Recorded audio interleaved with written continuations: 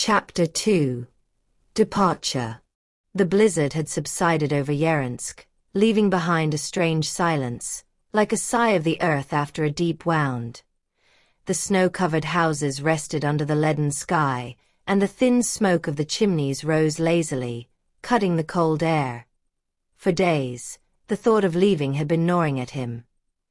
Ever since he had met John Smith, the American with the iron car, the image of the world beyond the forest had not given him peace, a world where the fire never went out, where people did not live in fear that the moon would steal their souls, a world without the wolves of his dreams. However, in Tarak's heart burned a silent pain. Yaransk was not only his village, but the grave of his loved ones. Every street, every tree trunk carried a memory of the curse. Their Ilya, his sister's lover, had died. Their Sayan ended for the first time as a man and was reborn as a she-wolf on the morning of his departure. Tarak stopped in front of the forge. A small flame was still smoldering in the hearth, the last in that place that had been his home. That a gust of wind ruffled his black hair, now sprinkled with white threads. He picked up the hammer and carefully placed it on the anvil, a gesture of parting, but also of promise. Behind him, light footsteps approached. Sayan. She wore a thick coat of grey wool, and her silver hair fell freely on her shoulders. Her face was serene, but her eyes betrayed the wolf's restlessness. She looked at him for a long time, as if he were a brother, but also as the last link to the human world. "So, you're really leaving," she said softly. Tarak nodded. "Yes. John Smith is coming back today. He will take me to the port, then to New York." Sayan fell silent. Around them, the snow began to fall again, gently, like a blessing. "And me." Her voice trembled, though she tried to keep it steady. Tarak did not answer immediately.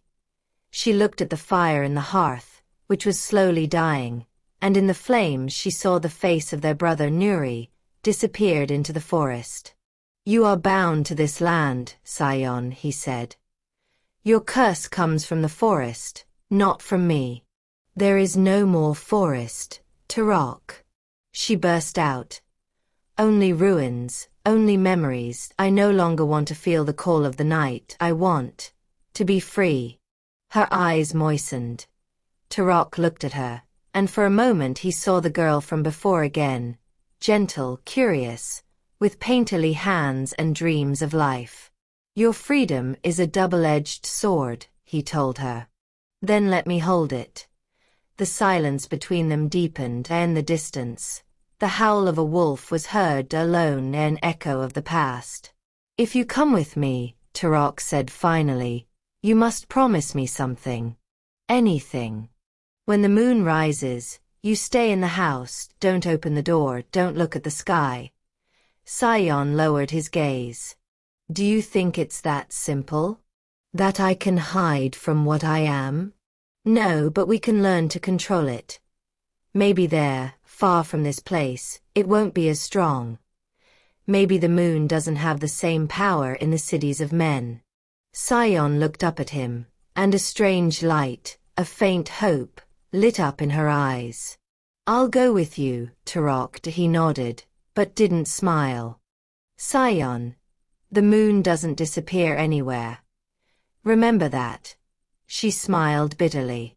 "Maybe, but love doesn't disappear either. And you are all I have left." For the first time in a long time, Tarak hugged her. He felt her body shiver, but not from the cold, but from fear and that silence. They both knew that they were not only leaving for a new life, but also for a new challenge. In the evening, the entire village gathered at the edge to watch them leave, and no one said anything. Some made the sign of the cross, others hid their eyes.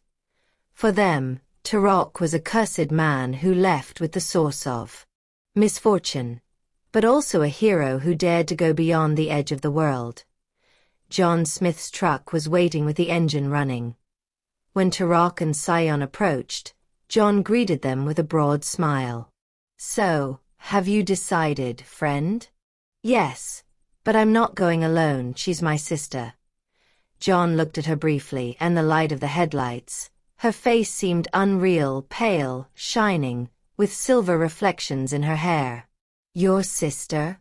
Beautiful as a northern star," he said admiringly. Sayan smiled weakly. "And just as cold, Mr. Smith."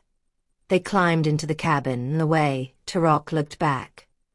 The village was disappearing under the snow, and the flames in the few fireplaces looked like tired fireflies. Silence reigned everywhere. Yaransk was disappearing into the night, and with it their past.